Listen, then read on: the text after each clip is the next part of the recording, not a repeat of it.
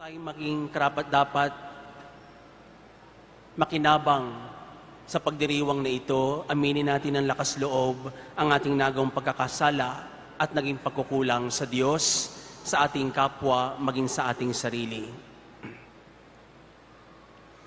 Inaamin ko sa makapangyarihang Diyos at sa inyo mga kapatid, na lubha akong nagkasala sa isip at salita at sa gawa at sa aking pagkukulang. Kaya sinasamo ko sa mahal na Birheng Maria, sa lahat ng mga anghel at mga banal, at sa inyo mga kapatid, na ako'y panalangin sa Panginoong ating Diyos. Kaawaan tayo na makapangyarihang Diyos, patawarin tayo sa ating mga kasalanan, at patubayan tayo sa buhay na walang hanggan. Amen. Panginoon, kaawaan mo kami. Panginoon, kaawaan mo kami. Kristo, kaawaan mo kami. Kristo, kaawaan mo kami. Panginoon, kaawaan mo kami. Panginoon, kaawaan mo kami. Manalangin tayo.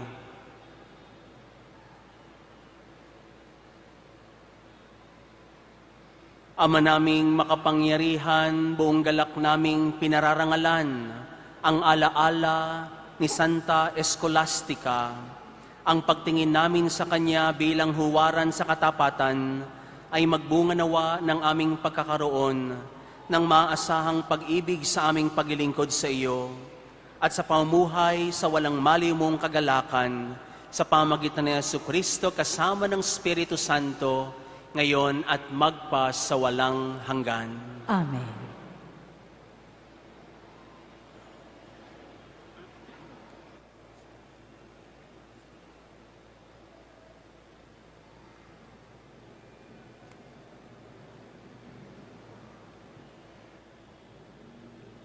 Pagbasa mula sa aklat ng Henesis.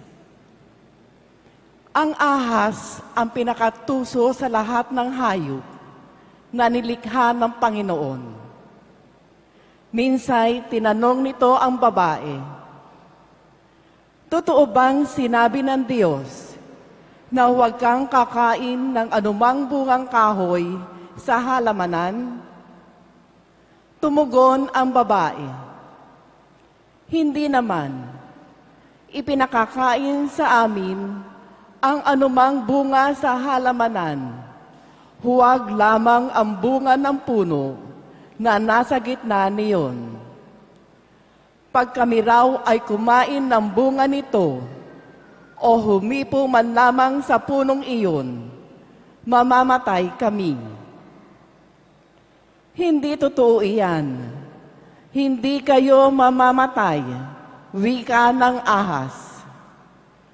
Gayon ang sabi ng Diyos, sapagkat alam niyang kung kakain kayo ng bunga niyon, magkakaroon kayo ng pagkaunawa.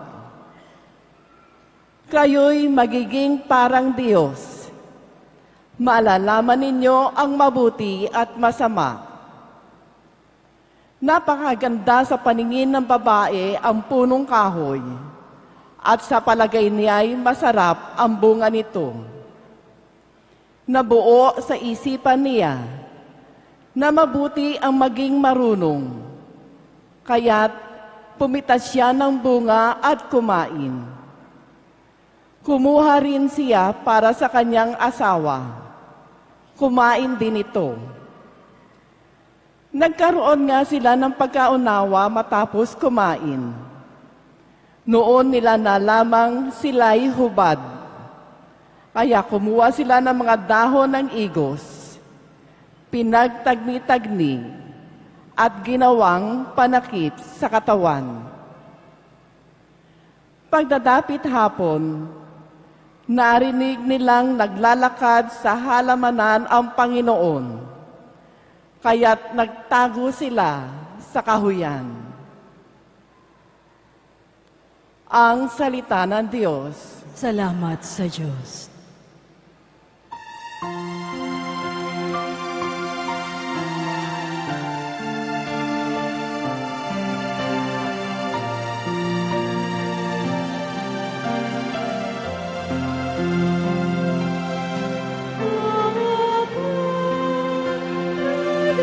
Pinamili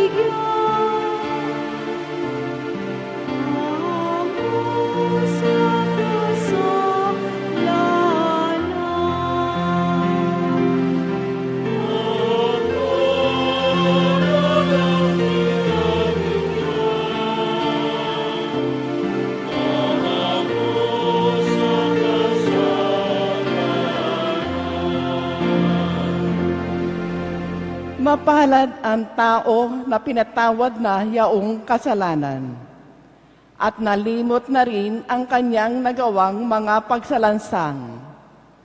Mapalad ang taong sa harap ng poon ay di naparatangan, dahilan sa siya ay di nagkasala at hindi nandinlang.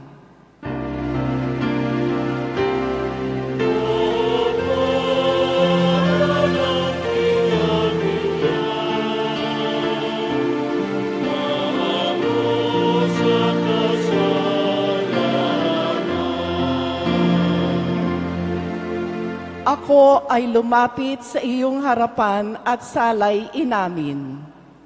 Ang aking ginawang mga pagsalansang, di ko inilihim. Pinagpasiyahan kong ang lahat ng ito sa iyo'y idaing. At aking natamo ang iyong patawad sa sala kong angkin.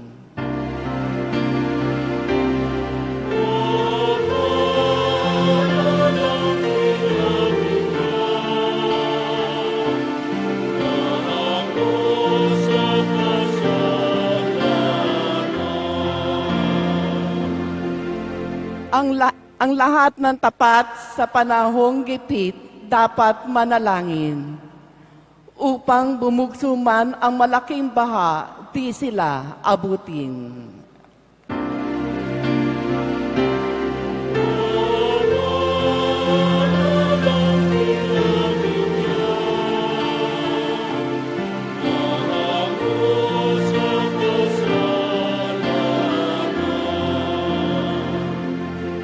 Kublihan ko'y ikaw ang sasagip kung nababagabag.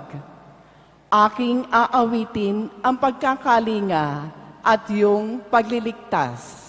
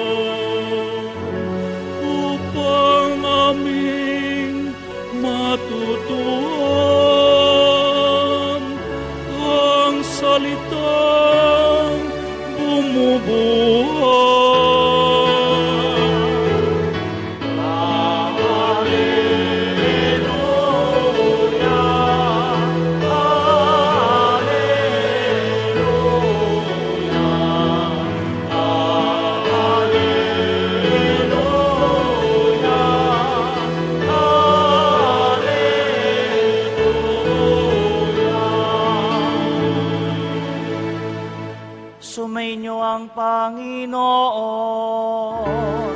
At sumainyo rin. Ang mabuting balita ng Panginoon ayon kay San Marcos. Apoy sa iyo,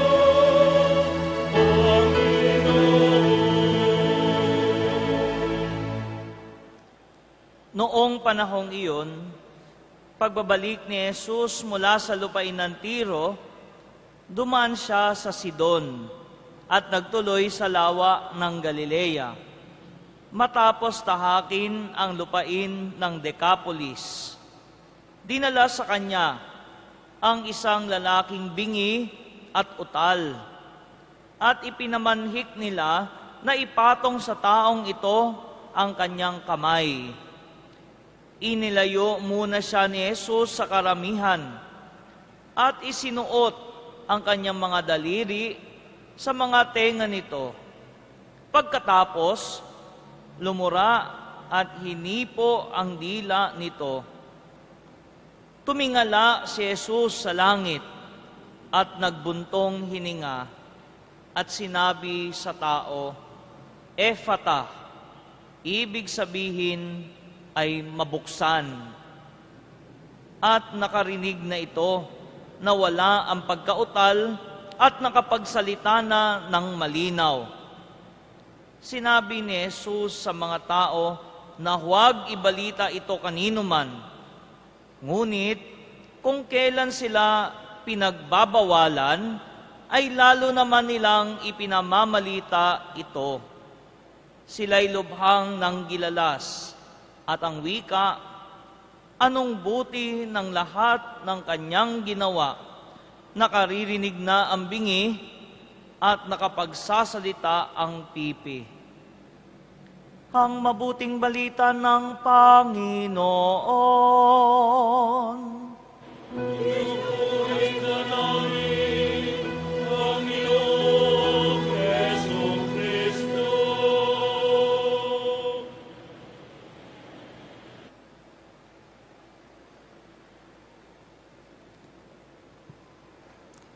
Magandang tanghali po sa inyong lahat. Narito muli tayo sa araw ng Biyernes na mimintuho sa ating mahal na poong Jesus Nazareno upang muling mapakinggan ang ating mga hinaing, upang muling buksan ang ating mga isip at puso sa kanyang mga turo at sa kanyang buhay, sa kanyang mabuting balita. Itong mga nakarang araw, minamahal kong mga kapatid, ipinarinig sa atin ang istorya ng paglikha hanggang sa lalangin at likhain ng Diyos ang tao. At narinig din natin kung paano ang tao'y unti-unting nagkamali at nagkasala. Bagamat siya'y nilalang ng Diyos, siya din ay nilinlang minsan ng isang hayop na tuso. At madalas sa ating buhay bilang tao, madalas din tayong linlangin ng mundo. Depende kung ano ang bukas sa ating buhay. Kung bukas ang ating mga mata sa makamundong bagay, mabilis tayong malilinlang. Lalo't higit kapag tayo'y malayo at nakalilimot sa katotohanan na tayo ay nilalang lamang ng Diyos. Madalas tayong mahuhulog sa ating kahinaan kapag nalimot natin na tayo ay nilalang, na tayo nilikha ng Diyos na mabuti. At madalas tayong linlangin sa pag-aakalang tayo ay mas magaling sa gumawa o lumikha sa atin. Saan tayo madalas na malinlang? Unang-una, ang tao'y madalas manilang kapag siya ay mayroong hawak na kapangyarihan. Kapag siya ay nasa posisyon o nasa podestal. Mabilis siyang makalilimot kapag ang kapangyarihan niya ay nasa kanya. Akala niya ay mas makapangyarihan pa siya sa lumalang sa kanya. Diyan tayo madalas malinlang at hindi tayo nakausad sa ating buhay kapag tayo nabulag sa kapangyarihan natin. Pangalawa, tayo ay nalilinlang din kapag tangan-tangan natin ang mga sarili nating kayamanan. Imbis na ito ay makapagdulot sa atin ng kalayaan, ito'y nagpapabilanggo sa atin at nililinlang tayo ng ating kayamanan. Nililinlang tayo ng makamundong bagay na inaakala natin na ang kayamanan natin ang magbibigay sa atin ng kasiyahan at kaligayahan at ang magdadala sa atin sa rurok ng tagumpay. Kapag nagpaninlang ang tao sa kanyang kapangyarihan, sa kanyang kayamanan, mauwi siya sa putikan. Bakit po? Sapagkat ang tao'y nagmamagaling. Kapag ka ang tao'y masyado nagmamagaling na akala niyang mas mahusay pa siya sa Diyos, ito ang tunay na pagkakasala. Kapag ka ang tao'y nag-isip na kaya niyang abutin ang lahat na walang tulong ang Diyos, mahuhulog siya sa pagkakasala. Kaya nga ang unang tao, nung mapagtanto nilang sila ay sumuway sa Diyos at kinuha ang pinagbabawal na prutas o bunga, nakaramdam sila ng kahihiyan.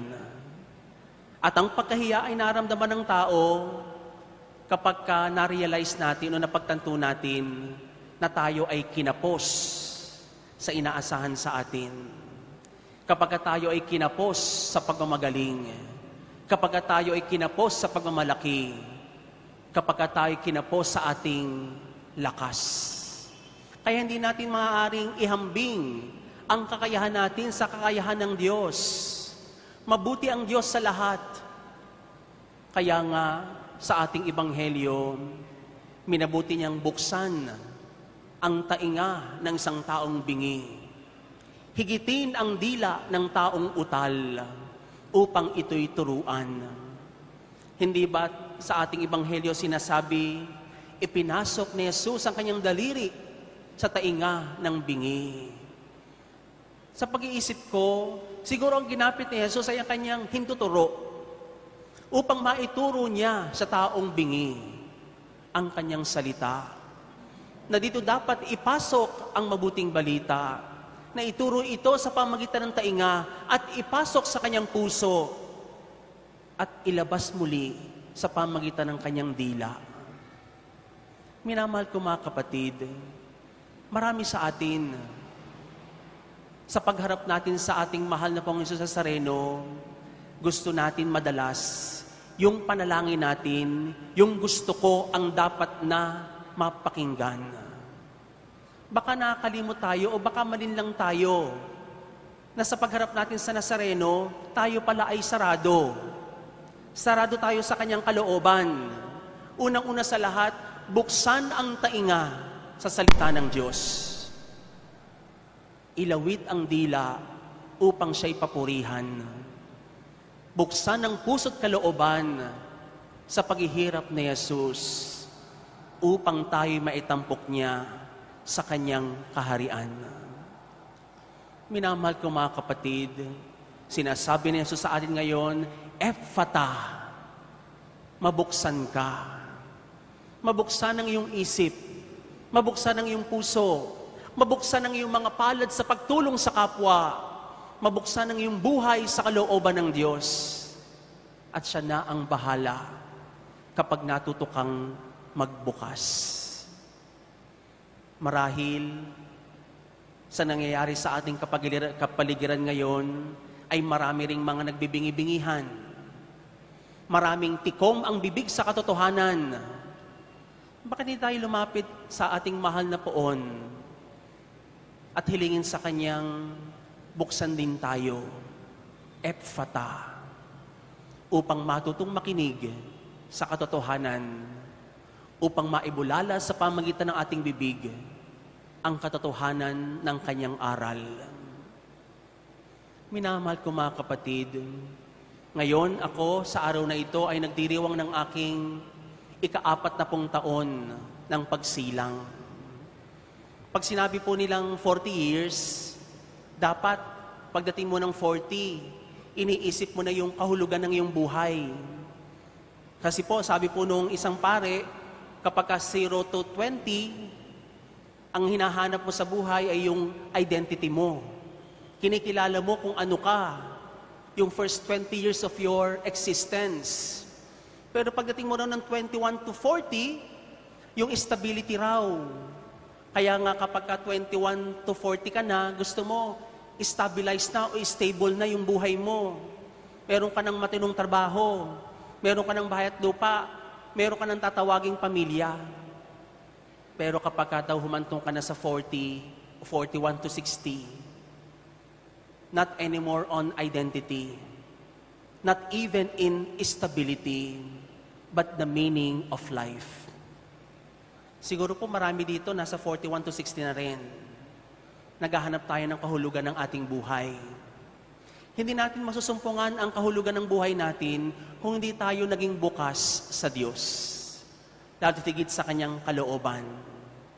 Ngayon, sisimulan ko ang paglalakbay sa paghahanap ng kahulugan ng aking buhay bilang isang tagasunod ni Kristo, bilang isang pari, bilang isang Kristiyano, bilang isang Pilipino. Para po, pagdating ko ng 60, yung 61 to 80, sabi po nila, ang hahanapin daw ng tao ay yung kanyang legacy. Yung pwede niyang iwanan. Pero palagay ko po, wala akong maiiwang mabuting bagay nang hindi galing sa Diyos. Ang lahat ay galing sa Kanya at uuwi sa Kanya. Kapag walang natira sa akin, sapagkat lahat ay naibili ko sa Diyos, palagay ko, ito yung pinaka-best na regalo o yung legacy na maaari kong iwanan sa simbahang aking kinabibilangan. Nagpapasalamat po ako sapagkat binigyan niya ako ng biyaya ng buhay.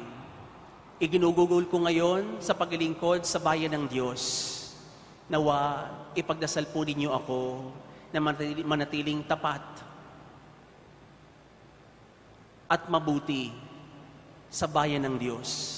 Maging tapat sa aking paglilingkod at lalo't higit, maging tapat sa aking pakikipag-ugnayan kay Jesus, ang mabuting pastol. Siya ang nagbukas sa akin sa lahat ng pagkakataon. Sana'y manatili akong bukas sa Kanyang kalooban hanggang sa wakas ng aking buhay. Tayo rin, bilang Kanyang mga tagasunod, huwag magsasara. Hintayin ang Kanyang salita. Hintayin na sabihin niyang Ephphatha upang mas lalong maging makahulugan ang ating pag-iral, ang ating buhay. Amen.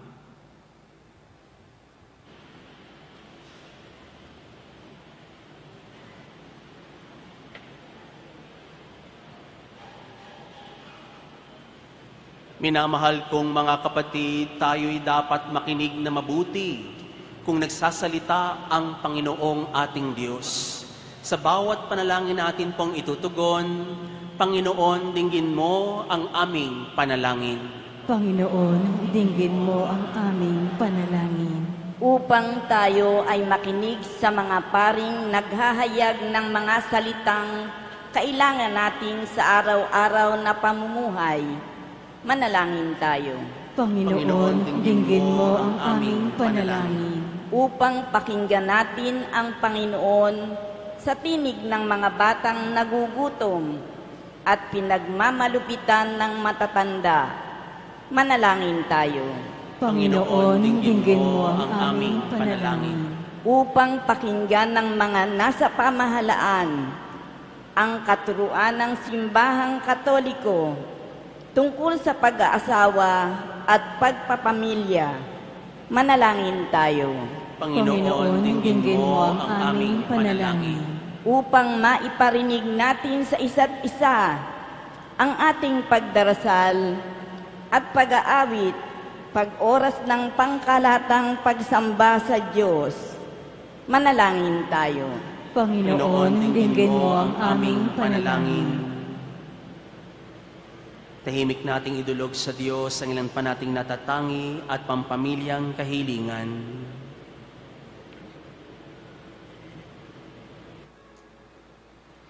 Ama naming mapagmahal, lagi nawang nakabukas ang aming mga tainga sa sinasabi ng iyong anak tungkol sa iyong pag-ibig.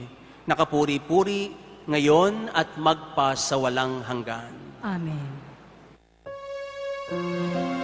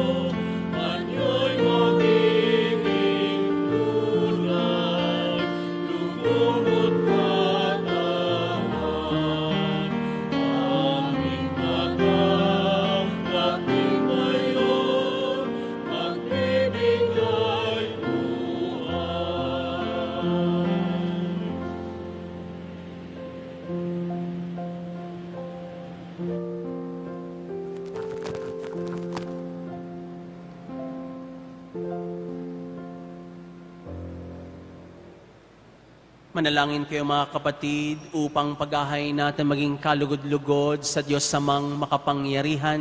Tanggapin nawa ng Panginoon itong pag-aahin sa iyong mga kamay, sa kapurihan niya at karangalan, sa ating kapakinabangan at sa buong sambayanan niyang banal. Ama naming lumikha, sa pagpapahayag namin sa iyong kadakilaan, ngayong ginuginita namin ang dalagang si Santa Escolastica, ang kalugod-lugod niyang kagitingan sa pamumuhay, ay magpagindapat nawang kalugdan mo ang aming mga alay sa pamagitan ni Jesucristo kasama ng Espiritu Santo, ngayon at magpasawalang hanggan. Amen. Sumainyo ang Panginoon. At sumairin. Itaas sa Diyos inyong puso at diwa. Itinaas na namin sa Panginoon. Pasalamatan natin ang Panginoong ating Diyos. Marapat na siya ay pasalamatan. Ama naming makapangyarihan, tunay nga pong marapat na ikaw ay aming pasalamatan. Ngayon ikinagagalak naming may mga banal na tao na nagtalaga ng sarili sa anak mong si Jesus upang ipamalas nila ang paghahari mo at maakit ang kapwa na manalig sa iyo. Ngayon sa amin ibinibigay ng iyong anak na minamahal ang kabanal-banalang iyong taglay at hangad mong kamtin ng tanan. Itong ang pinanggalingang amin ngayong nililingon, dito mo rin nais na kami makarating at humantong. Kaya kaisa ng mga anghel na nagsisiawit ng papuri sa nung walang humpay sa kalangitan, kay pinagbubunyi sa iyong kadakilaan.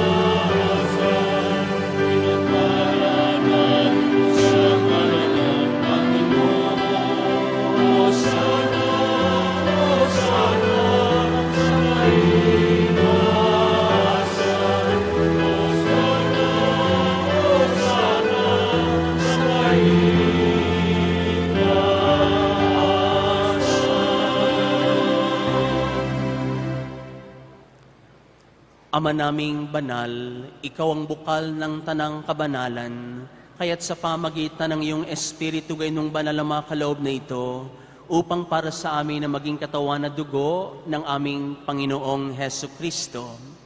Bago na pinagtiisang pusang loob na maging handog, hinawakan niya ang tinapay, pinasalamatan kanya, pinaghati-hati niya yung tiniabot sa kanyang mga alagad at sinabi, tanggapin ninyong lahat ito at kanin. Ito ang aking katawan na ihahandog para sa inyo.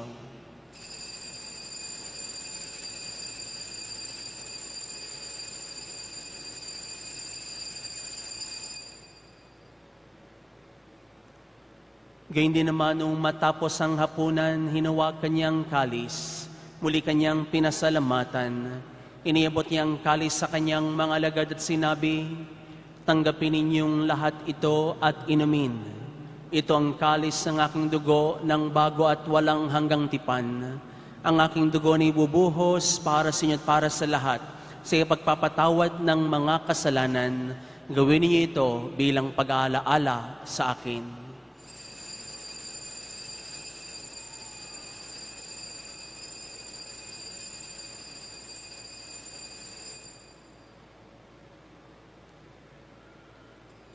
Ipagdangal natin ang misteryo ng ating pananampalataya.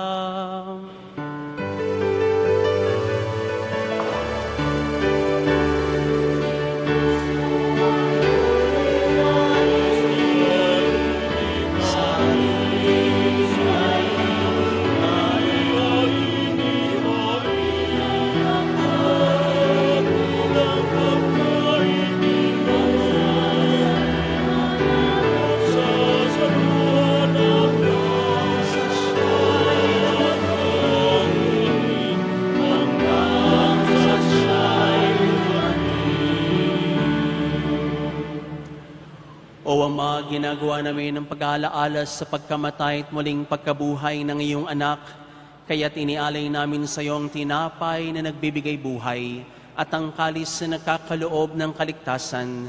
Kami po nagpapasalamat dahil kami minarapat at tumayo sa harap mo para maglingkod sa iyo. Isinasamo namin magkasalo-salo sa katawan at dugo ni Kristo ay mabuklod sa pagkakaisa sa pamagitan ng Espiritu Santo. Ama, lingapin mo ang iyong simbahang laganap sa buong daigdig. Puspusin mo kami sa pag-ibig kaysa ni Francisco na aming Papa, ni Luis Antonio na aming Obispo, kanyang katuwang na Obispo at ng Tanang Kaparian.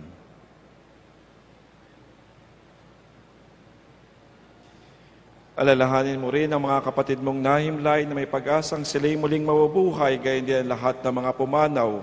Kaawaan mo sila at patuloyin sa iyong kaliwanagan. Kaawaan pagindapating kaming lahat na makasalo sa iyong buhay na walang wakas. Kaysa na mahal na Birheng Maria, Ina ng Diyos, ng kabiyak na puso ni San Jose. Kaysa ng mga apostol ni San Juan Bautista at lahat ng mga banal, lalo sa San Scholastica, na namuhay dito sa daigdig ng kalugod-lugod sa iyo. Maipagdiwang nawa namin ang pagpupuri sa kararangal mo sa pamagitan ng anak na aming Panginoong Heso Kristo.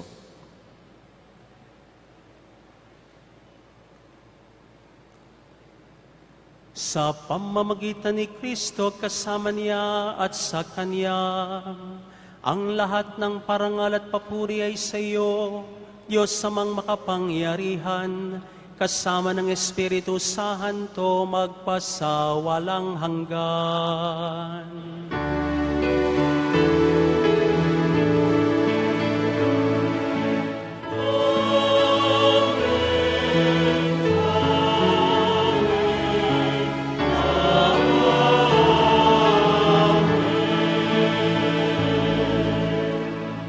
Sa tagubilin na manakagagaling na utos at turo ni Jesus na Panginoon natin at Diyos, ipahayag natin ng lakas loob.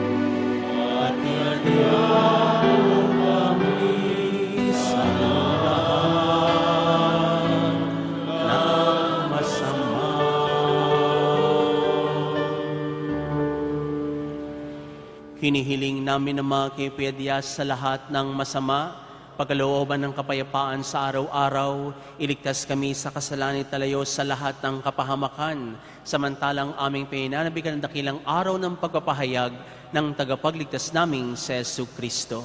Sapagkat iyo ang kaharian at ang kapangyarihan at ang kapurihan magpakailanman. Amen. Panginoong Jesu Kristo, sinaya mo sa iyong mga apostol, kapayapaan ang iniiwan ko sa inyo, ang aking kapayapaan ang binibigay ko sa inyo.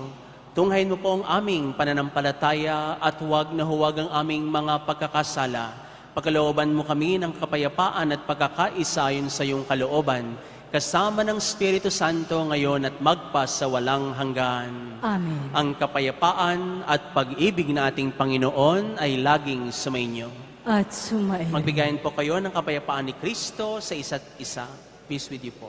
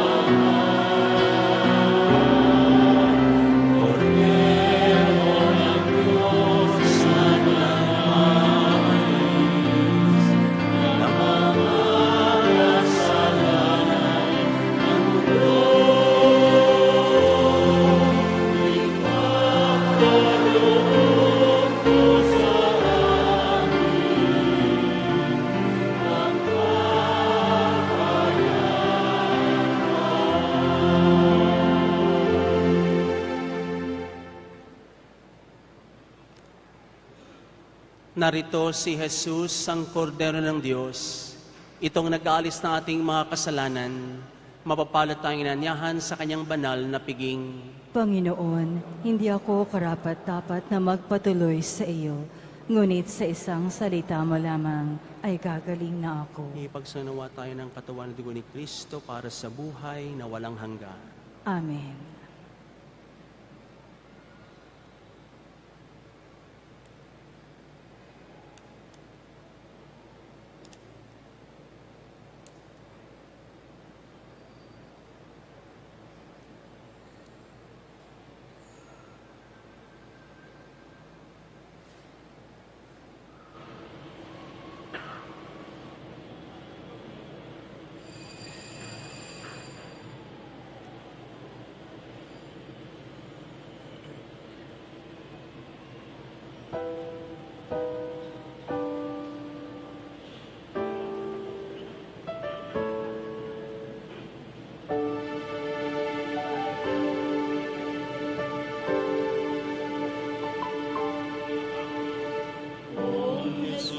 Nazareno, naming mahal.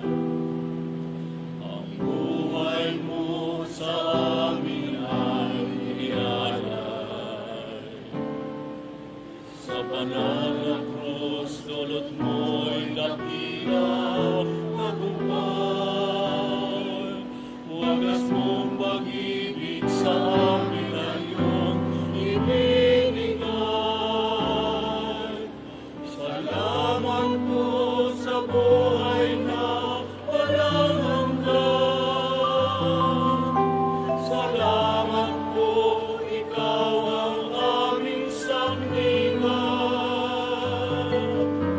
Salamat po, niligtas mo kami sa mga kasalanan. O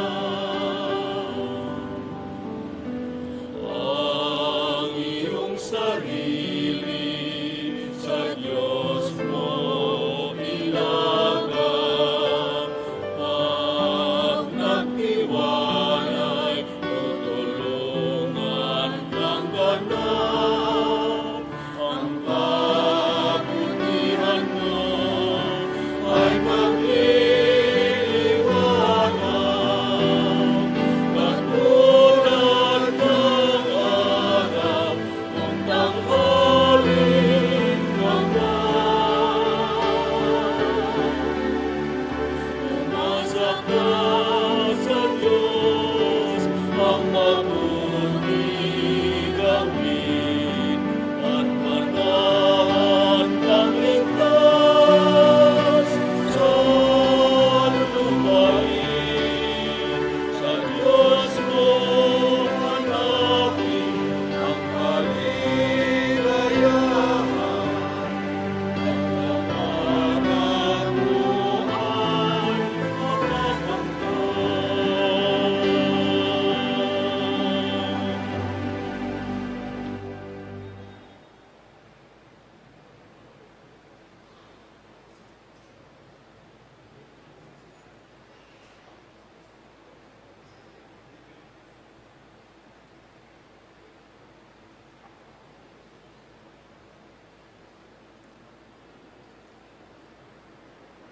Manalangin tayo.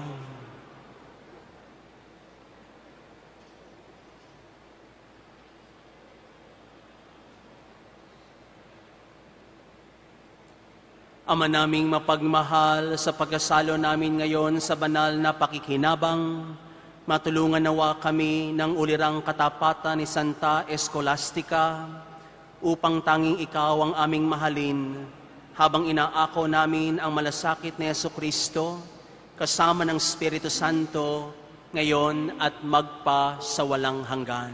Amen. Kapag kang isang tao'y nagdiriwang ng kanyang kaarawan, wala siyang ibang masasambit kundi pasasalamat sa Diyos, sapagkat ibinahagi sa Kanya ang buhay hindi lamang sa lupa, kundi ang buhay sa langit. Kaya sa pagkakataong ito, nais ko pong pasalamatan ang aking pamilya na ang kinatawan ay nandito ang aking ina na si Nanay Agnes. Gayun din po ang aking pangalawang pamilya mula sa iba't ibang eskwelahan na aming pinaglilingkuran, ang The Nazarene Catholic School dito sa Quiapo, ang Holy Trinity Academy sa Balik-Balik, ang San Filippinary sa Mandaluyong, ang Sacred Heart of Jesus sa Santa Mesa, ang Our Lady of Fatima dito sa Bacood, at gayon din ang Jaime Cardinal Sin Learning Center sa Punta Santa Ana. Narito po ang ilang mga kinatawan. Maraming salamat po sa inyo. Nagpapasalamat din po ako sa pagtanggap sa akin dito sa Basilica ng Quiapo, ang mga tauhan at mga naglilingkod dito at kasama namin naglilingkod sa bayan ng Diyos sa pangunguna po ng ating mahal na rektor at kura paroko, Reverend Monsignor Ding Coronel, ang kanyang mga katuwang na pari na sina Father Douglas at Father Marvin, at ang ating mga tagapaglingkod at confessores na sina Father Paul Medina at Father Martin Guarin. Thank you po sa inyo po.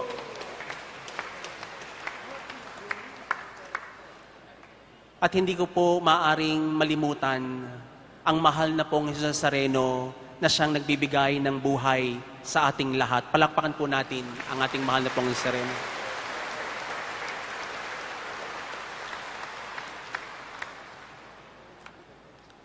Pinasalamatan ko rin po siyempre po ang kasama ko pong pari sa buhay eskwelahan, ang aking direktor, Reverend Father Marion C. Munda. Akala niya siguro nakalimutan ko na siya, no? Muntik nang magtampo. Pero siya po ang may kagagawa nito, kaya naabala yung ibang tao sa eskwelahan. Pero maraming salamat po, Father Mark. At sa inyo rin po na nakiisa po sa misang ito, maraming salamat po sa inyo.